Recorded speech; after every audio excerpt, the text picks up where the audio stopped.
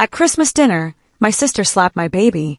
When I called her out, she said I was overreacting, and everyone just sat in silence. Then my husband, a military commander, stood up, stared her straight in the eye, and said, "Get out." She hasn't come back since. The Sterling family Christmas was, as always, Vanessa's curated production. This year, she arrived 2 hours late, her white Tesla disgorging not just gifts, but ring lights and a camera crew hired to document an authentic family Christmas for her lifestyle blog. I stood in the kitchen doorway, bouncing my son, Lucas, on my shoulder. The house smelled of cinnamon and turkey, but underneath was the familiar tension that accompanied any Sterling gathering. My mother, Patricia, fluttered around the dining room, rearranging everything to suit Vanessa's filming needs. My father, Robert, was already in his corner chair, eyes glued to his phone, a master of selective blindness. David emerged from the guest room, looking sharp in his dress uniform even off duty. His calm presence was my anchor. He caught my eye and gave me a small, reassuring smile. The dining room was now a magazine spread. My grandmother's antique candlesticks had been moved, family photos repositioned, and the napkins swapped for more photogenic ones. The turkey sat under heat lamps, its perfect serving temperature sacrificed for visual appeal. Vanessa directed her cameraman with the precision of a film director, which in essence she was. I had learned long ago not to comment. Growing up, pointing out the absurdity only earned me lectures about being unsupportive and not understanding big dreams. The implication was always clear. I was small-minded, jealous, a threat to Vanessa's ambition. David helped me settle Lucas into the high chair we'd brought, a solid, worn heirloom from his grandmother that looked starkly out of place amidst Vanessa's sterile aesthetic. Lucas gurgled happily, unaware he was about to become an unwilling prop in his aunt's content. The meal began with Vanessa's gratitude speech, delivered straight to camera. She spoke for 10 minutes about family traditions and blessings for her followers, without once mentioning David's recent return from a 6-month deployment, Lucas's first Christmas, or any of the actual people at the table. When filming paused, the atmosphere shifted only slightly. Patricia served Vanessa first, ensuring her plate was perfect. Robert carved the turkey, glancing nervously at the cameras. David and I tried to eat while keeping Lucas entertained. Conversation flowed predictably. Vanessa held court on her latest brand partnerships and engagement rates. Patricia hung on every word. When I tried to share news about our life on base or David's promotion, my words were met with polite nods before the discussion inevitably swung back to Vanessa. David, noticing, would ask me follow-up questions, his kindness highlighting my family's profound disinterest. Lucas, initially cheerful, began to tire. His happy babbling turned to the whimpering prelude to a full meltdown. The unfamiliar environment, disrupted schedule, and glaring lights were overwhelming him. "I'll take him to the guest room to calm down," I suggested. Vanessa immediately objected. "We're in the middle of the heart of the segment. Having people leave ruins the continuity. Babies are adaptable, Natalie. A little fussing is normal." Patricia agreed. "You're being overly cautious. He needs to learn to adjust." David's jaw tightened. Maybe a short break from filming would help everyone reset. But Vanessa was already pivoting. Instead of minimizing the fussing, she would incorporate it, the beautiful messiness of real family life. She began narrating to her camera about flexibility and patience as Lucas's cries escalated into tired, overwhelmed sobs. I reached for him instinctively. Vanessa held up her hand. "I'm still filming." "You're being dramatic." A little crying never hurt anyone. David's face went still, the expression he wore when assessing a threat. He was calculating, seeking a diplomatic solution. Lucas's wails filled the room, competing with Vanessa's commentary. She was frustrated now. His distress was ruining her audio, her perfect narrative. Then it happened. In a flash of movement born of pure frustration, Vanessa leaned across the table. The sharp crack of her palm against Lucas's cheek echoed in the sudden silence. Lucas's crying stopped, replaced by a shocked inhale before a wail of pure pain and bewilderment tore from his tiny lungs. A red mark bloomed on his cheek. Nobody moved. Patricia froze, fork midway to her mouth. Robert's eyes were wide, but he didn't rise. The cameraman kept filming. But David moved. He rose with the controlled, deliberate precision of his training. His 6'3" frame seemed to fill the room. His voice, quiet but absolute, cut through the tension. "Turn off the camera." The cameraman complied instantly. The red light died. David walked to Lucas, lifting our sobbing son with a father's gentle competence. Lucas's cries subsided into hiccuping sobs against his father's shoulder. "Vanessa," David said, his voice eerily calm. "You just struck my infant son." He let the words hang. "Explain to me why you thought that was acceptable." Vanessa's face flushed. "He was being disruptive. I was teaching him boundaries." "He's 6 months old," David replied. "He doesn't understand boundaries. He understands that someone hurt him." He adjusted Lucas, checking the red mark. "You struck him hard enough to leave a mark." Patricia found her voice a whisper. "Vanessa, honey, you shouldn't have." "Don't," David interrupted, not raising his voice but commanding complete attention. "Don't minimize this. Don't excuse it." He turned his gaze back to Vanessa. "You will pack your equipment and leave. You will not come near my family again until you can explain how you will ensure this never happens again. You can't ban me. This is my family too." Vanessa's defensive anger surged. "It was barely a tap. You're acting like I committed a crime." "A tap that left a mark on my son's face," David said. He scanned the frozen faces around the table. "And not one of you moved to stop her. Not one of you said a word. You all sat and watched someone strike a baby, and now you're minimizing it because she's family." The truth of his words settled heavily. David had made his decision. "Natalie," he said, turning to me, his expression softening. "Get Lucas's things. We're leaving." He looked at my family one last time. "And we won't be coming back." On shaking legs, I gathered our belongings. As we headed for the door, Vanessa cried out, "You're destroying our family over nothing." "He's fine. Look, he's not even crying anymore." David stopped at the threshold.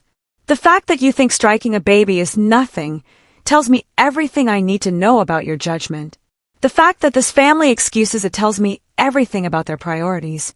We drove home in silence, Lucas sleeping peacefully in his car seat, the faint pink mark on his cheek a silent accusation. The full weight of the evening crashed over me only when we were safe in our own home. I cried, for my son, for the betrayal, and for a lifetime of feeling invisible. David held me. "I'm proud of you," I whispered. "For what?" "For protecting him. For not letting them minimize it. No one has ever defended me like that before." "That's what family does," he said softly. "Real family. They protect each other. They don't excuse abuse for the sake of peace." As I fell asleep, I realized this was the culmination of a lifetime of being asked to prioritize harmony over my own well-being. But this time was different. This time, someone had stood up. What I didn't know was that the war was just beginning. 3 days later, the phone call started. David was feeding Lucas his morning bottle when my mother called. "Natalie, honey, we need to talk. Vanessa feels terrible. She didn't sleep. She wants to apologize, but you won't answer her calls." "Mom, she hit my baby. She barely touched him. You're making this bigger than it is. People make mistakes when they're stressed. You know how important her work is." The familiar script was rolling. "Her work?" She slapped Lucas because he was interfering with her social media content. "Do you hear yourself? You've always been dramatic about these things, sweetheart. Ever since you were little. Vanessa was just trying to teach him boundaries. He's 6 months old. He understands he was hurt." "Now you sound like David," she said, a new edge in her tone. "He's very rigid. Military men are. But families work differently.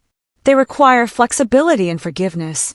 She painted a picture where Vanessa was the victim of a misunderstanding, David was an inflexible outsider, and I was a dramatic new mother with compromised judgment.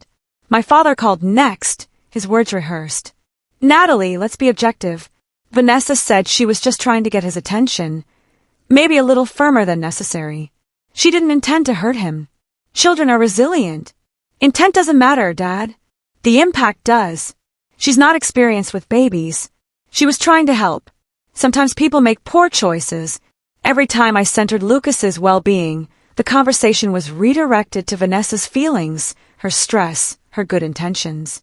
I started to feel I was losing my grip on reality. Then Vanessa called, her voice thick with tears. Naughty, I feel horrible. I haven't eaten or slept. For a moment, I felt hope. I'm glad you called, Vanessa. I need to understand why you hit him. That's just it, she said, her voice strengthening. I don't think I really hit him. I think I just touched his cheek. Everyone's perception was distorted by the stress, the cameras, David's reaction. She was gaslighting me, crafting an alternative narrative where her actions were reasonable and my memories were unreliable. It was like wrestling smoke. David found me watching Lucas sleep. She's gaslighting me. They all are. Yes, he said quietly. They are. Why? Because acknowledging the truth would require action they're not willing to take. So they make you the problem. That evening, my mother called again, her tone shifting to frustration. I'm concerned, Natalie. You're being rigid and unforgiving. I wonder if the stress of motherhood is affecting your judgment. My judgment is fine. Protecting my child is non-negotiable. You're characterizing this as hitting when it was less serious. You're creating permanent damage over something resolvable. I asked what resolution looked like to her. Vanessa apologizes for the misunderstanding. You accept she meant no harm. David acknowledges he overreacted, and we all move on. Lucas, the actual victim, was absent from her equation. The truth emerges. The final blow came via a text from my neighbor and friend, Chloe. Saw Vanessa's Instagram story. Are you okay? With trembling hands, I opened the app. Vanessa had posted a story titled, Family Drama and Moving Forward. It was a masterclass in manipulation. She spoke of holiday stress, misunderstandings, and different parenting styles, framing herself as the mature peacemaker misunderstood by overprotective parents. She never mentioned hitting Lucas. The comments praised her grace. She had taken our private, late-night conversation, where she'd seemed momentarily contrite, and used it to craft a public narrative where she was the victim. She had played me. I showed David. She played you, he said grimly. The call was to get ammunition for this. I stopped answering their calls. Instead, I started documenting everything. What happened, the phone conversations, the Instagram story. For the first time, I was treating my family as adversaries. The documentation revealed a pattern. I found old texts about Vanessa being hours late for our grandmother's memorial service because of a photo shoot, and the family reframing my hurt as selfishness. Another thread showed her damaging my mother's car, with the family focusing on accidents happen rather than accountability. This wasn't an anomaly. It was a system, refined over decades, designed to protect Vanessa from consequences while training everyone else to doubt themselves. The breakthrough came from an unexpected call from my Aunt Linda, my mother's sister. Her text was brief, saw the Instagram situation. This isn't the first time. Call me. Natalie, Linda said, her voice heavy. It's time you knew the truth. There have been other incidents. Times when Vanessa hurt people, usually children, and the family covered it up. For 2 hours, she unraveled our family history. Incidents dating back to Vanessa's teens, being rough with younger cousins, harsh with children she babysat. The family always intervened, minimizing, convincing parents their children were oversensitive, coaching Vanessa on what to say. I've watched your parents train that girl to believe she can hurt people without consequences, Linda said. And they trained everyone else to accept it. She revealed the root of it.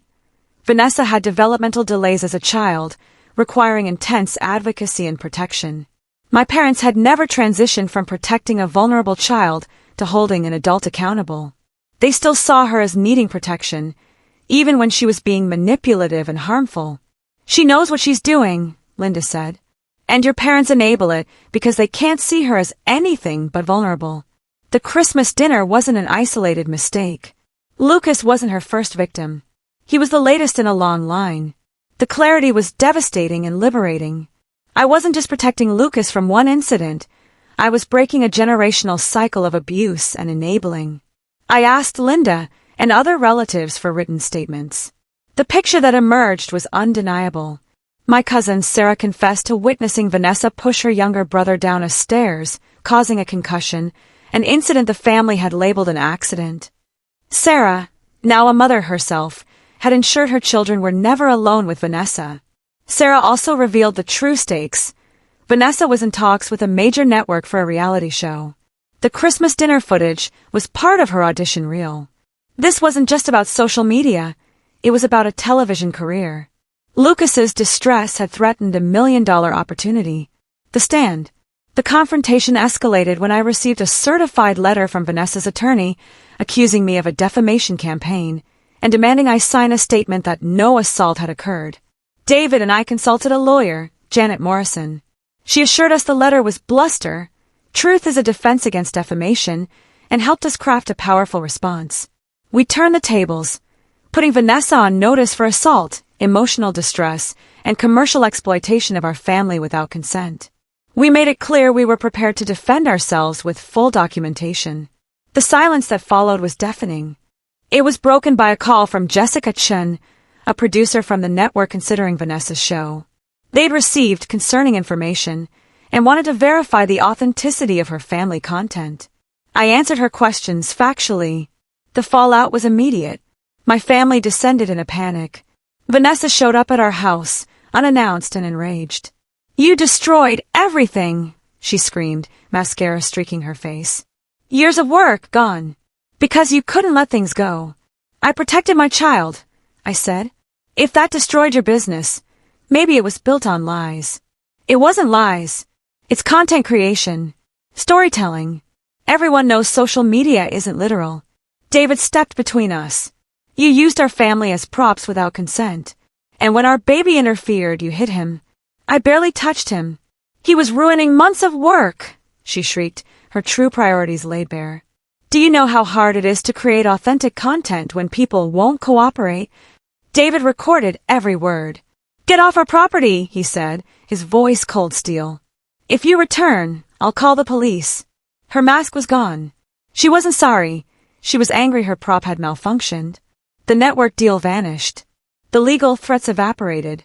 With the evidence we'd assembled and Vanessa's own recorded admission, she had no ground to stand on. A new foundation. 6 months later, Lucas took his first steps in our backyard, wobbling joyfully between the garden beds. There were no cameras, no staged lights, just pure, authentic joy. We'd reached a settlement, privacy for all, but with our freedom to share safety information with relatives. My parents, initially defensive, had been forced to confront the pattern after multiple family members came forward.